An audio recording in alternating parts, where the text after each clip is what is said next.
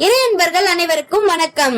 உலகிலேயே முதலில் தோன்றிய கோவிலான ராமநாதபுரத்தில் வீற்றிருந்த அருள்பாலிக்கும் திரு உத்தரகோச மங்கை திருக்கோவிலை பற்றியும், இங்கு அருகிலேயே சுயம்புவாக உருவான வாராகி தேவியை பற்றியும், அதுவும் உத்தரகோச மங்கை திருக்கோவிலின் காவல் தெய்வமாக வாராகியே இருக்கிறார். சிவபெருமான் கோவிலுக்கே வாராகி அம்மன் காவல் தெய்வமாக இருப்பது எதனால்? ஏன் இக்கோவிலில் வாராகி தேவி சுயம்புவாக உருவாகி காவல் தெய்வமாக ஆனார் என்பதை பற்றி தான் இந்த வீடியோல நம்ம தெரிஞ்சுக்க போறோம்.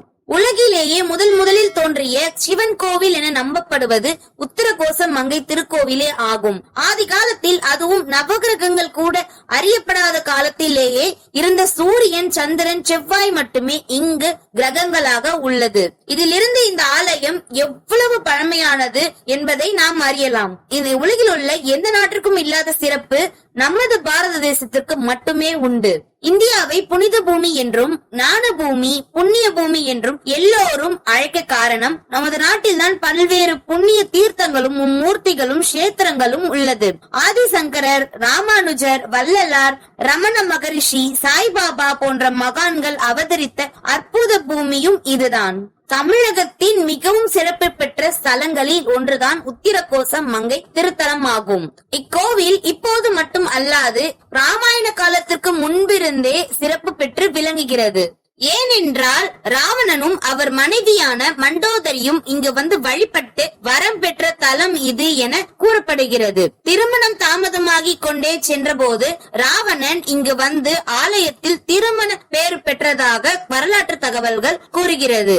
அது போலவே ராவணனுக்கும் மண்டோதரிக்கும் திருமணம் முடிந்த பின்னர் புத்திர பாக்கியத்திற்காக காத்திருந்தனர்.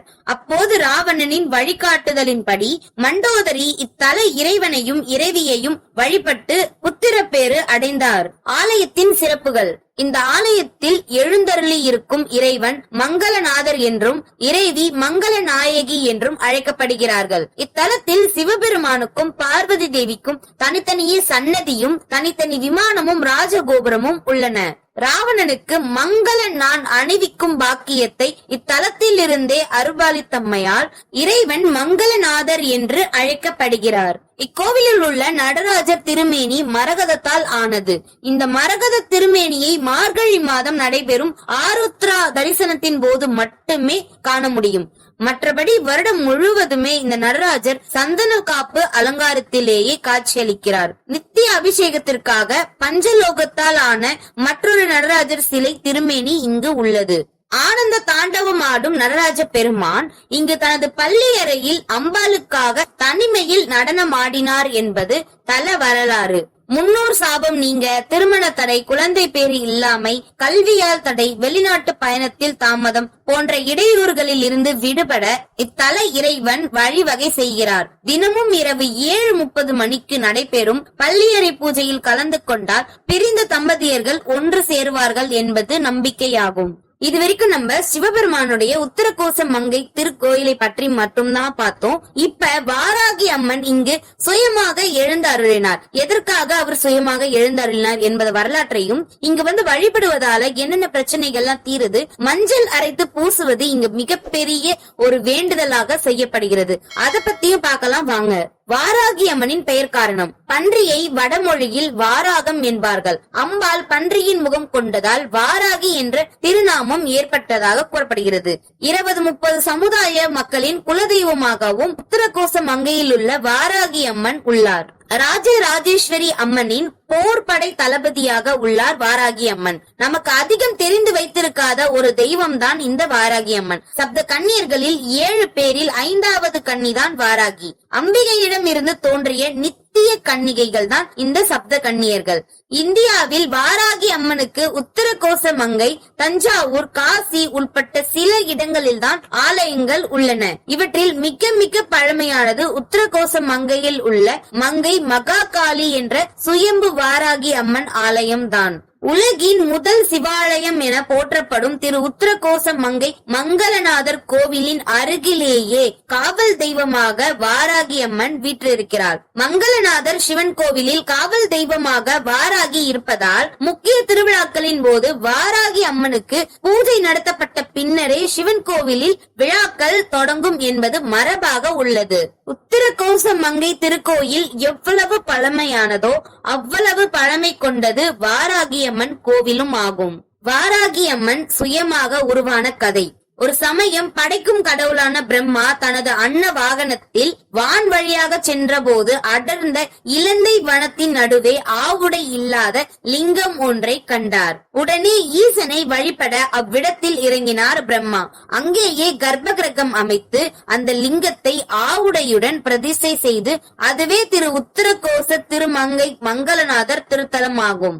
அங்கு பெருங்கோவில் உருவாவதற்கு முன்னரே கோபுரம் அமைய வேண்டிய இடத்தில் விநாயகர் முருகப்பெருமானுடைய விக்கிரகங்களையும் பிரம்மா பிரதிஷ்டை செய்தார். இதில் ஒரு தவறும் ஏற்பட்டு விட்டது.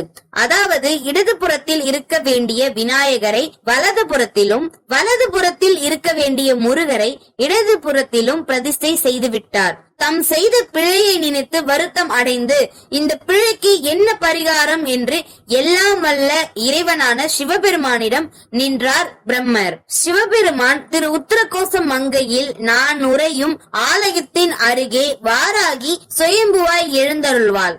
அவளை வழிபட்டு பிராயச்சித்தம் தேடிக்கொள் என்று கட்டளையிட்டார் சிவபெருமான். அதன்படியே அங்கு சுயம்புவாய் எழுந்தருளிய வாராகி அம்மனுக்கு பிரம்மா ஆலயம் அமைத்து வழிபட்டு நிவர்த்தி பெற்றார். பிரம்மனுக்கே பிராயச்சித்தம் வழங்கிய அன்னை வாராகி அன்று முதல் தன்னை நாடி வரும் கோடான கோடி பக்தர்களுக்கு அருளை வாரி வழங்கி வருகிறாள். 6 அடி உயரத்தில் 8 திருக்கரங்களுடன் மும்மூர்த்திகளின் அம்சமாக காட்சி தரும் வாராகி அம்மனை காணும் போதே நமக்குள் பரவசம் ஏற்படும். வலது கரம் அபயம் அளிக்க, இடது கரம் வரதம் காட்ட, மற்ற கரங்களில் சங்கு சக்கரம் ஏற்கலப்பை உலக்கை பாசம் அங்குசம் தாங்கிட, வலது காலை குத்த வைத்து இடது காலை தொங்குவிட்டு உக்கிரமாக அமர்ந்த கோலத்தில் வாராகி அம்மன் இருக்கிறாள். அன்னையின் உக்கிரத்தை தணிக்கும் பொருட்டு அவளது இடது பக்கம் விநாயக பெருமான் பிரதிஷ்டை செய்யப்பட்டு உள்ளார். கிழக்கு திசையை நோக்கி இருக்கும் இவர் அம்பாளின் கோபத்தை பெற்றுக்கொண்டு பக்தர்களுக்கு அருள் மட்டுமே கிடைக்க வழிவகை செய்கிறார். இக்கோயிலின் சிறப்பு மஞ்சள் பரிகாரம் ஆகும். வாராகி அம்மனுக்கு மஞ்சள் அரைத்து சாத்துவது இந்த கோவிலில் சிறந்த பரிகாரமாக கடைபிடிக்கப்படுகிறது. ஏனென்றால் அன்னையின் முகம் காட்டு பன்றியின் வடிவம் கொண்டது. பன்றிகள் பொதுவாக பூமியை கிளறி கிழங்கு வகைகளை உண்ணும்.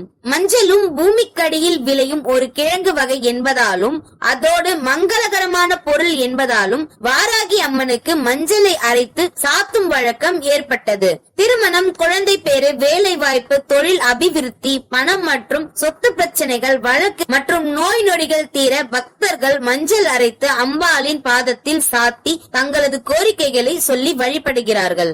அன்னையின் பாதத்தில் சாற்றிய மஞ்சளை பக்தர்களுக்கு பிரசாதமாக வழங்குவார்கள். அதனை சிறிதளவு எடுத்து 3 நாட்கள் சாப்பிட வேண்டும். பெண்கள் உடலுக்கும் பூசி குளிக்கலாம். பக்தர்கள் மஞ்சள் அரைத்து சாத்துவதற்கு மஞ்சள் பொடியை பயன்படுத்த கூடாது. கோவிலுக்கு வந்து தான் மஞ்சள் கிழங்கை அரைத்து கொடுக்க வேண்டும். இதற்காக கோவில் வளாகத்தில் 180 அம்மி கற்கள் வைக்கப்பட்டு உள்ளன. மஞ்சள் கிழங்கை கொண்டு வந்தே அரைத்து கொடுக்க வேண்டும். மற்றொரு சிறப்பு பரிகாரமாக தேங்காய் விளக்கு ஏற்றுவதும் செய்யப்படுகிறது. அரிசியை வாழை இலையில் பரப்பி தேங்காய் உடைத்து வைத்து அதில் நெய் விளக்கு ஏற்றி வழிபடுகிறார்கள். இவ்வாறு வழிபடுவதால் காரிய வெற்றி எளிதில் கிடைக்கும். இந்த ஆலயத்தில் வாராகி அம்மனுக்கு 2 உற்சவ மூர்த்திகள் உள்ளன. இதுவும் அதிசயமான ஒன்றாகும். 4 கரங்களுடன் உள்ள உற்சவர் ருத்ர வாராகி எனப்படுகிறார். இந்த உற்சவர் ஆடி திருவிழாவில் வீதி உலா வருகிறார். மற்றொருவர் 8 கைகளுடன் உள்ள விஷ்ணு வாராகி உற்சவர். நவராத்திரி திருவிழாவில் இந்த உற்சவர் தான் வீதி உலா வருவார். உத்திரகோச மங்கையில் உள்ள வாராகி அம்மன் 20-30 சமுதாய மக்களின் குலதெய்வமாக உள்ளார். நாமும் சென்று வழிபட்டால் நம் குலத்தையும் தலைக்க வைப்பால் வாராகி. உத்திரகோச மங்கை கோவில் வரலாற்றையும் அருகில் சுயம்புவாக வீற்றிருக்கும் வாராகி அம்மனுடைய வரலாற்றையும் இந்த பதிவுல நம்ம தெரிஞ்சுக்கிட்டோம். இந்த பதிவு உங்களுக்கு பயனுள்ளதா இருந்ததுன்னா கண்டிப்பா இந்த வீடியோவுக்கு ஒரு லைக் பண்ணுங்க. இந்த மாதிரி பதிவுகளை தொடர்ந்து பார்ப்பதற்கு கந்தன் அருள் யூடியூப் சேனலை சப்ஸ்கிரைப் பண்ணிக்கோங்க. நன்றி, வணக்கம்.